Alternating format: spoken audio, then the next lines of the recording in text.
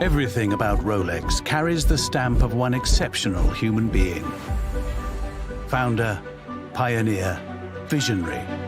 Hans Wilsdorf is synonymous with the philosophy of enduring excellence that is unique to Rolex. He was an entrepreneur and an altruist with a philanthropic spirit that goes far beyond watchmaking.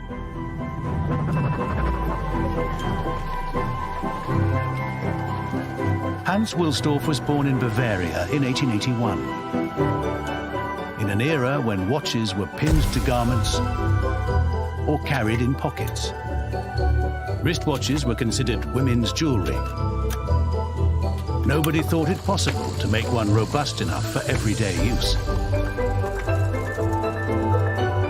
But at just 24, fascinated by watch movements, Hans Wilsdorf ignored the doubts of his peers and began his campaign to make a wristwatch fit for the active lifestyles of the 20th century.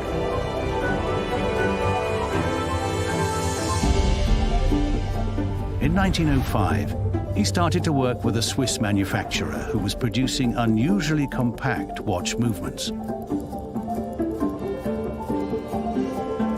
These he took to London, where he fitted them into cases.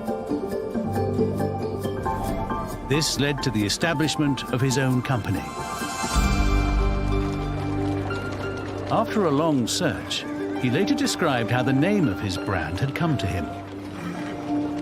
One morning, while riding a London omnibus, a genie had whispered, "Rolex," in his ear.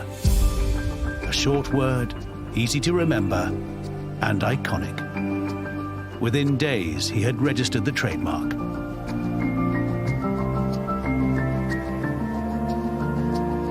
In 1910, he received the first certificate for chronometric precision ever awarded to a wristwatch by the official watch rating center at Bienne in Switzerland. 4 years later, the internationally renowned Kew Observatory in London awarded it a Class A precision certificate, a distinction usually reserved for marine chronometers. In 1919, the company set up permanent operations in Geneva.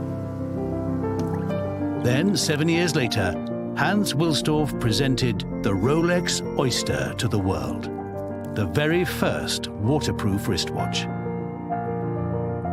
The following year, in 1927, Mercedes Gleitz achieved fame as the first British woman to swim the English Channel, wearing an oyster, which kept perfect time.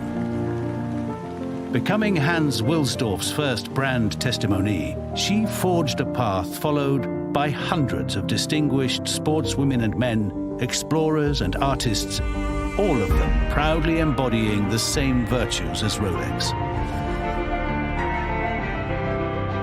Launched in 1931, the Oyster Perpetual, the company's first self-winding watch, was more than just a technological marvel.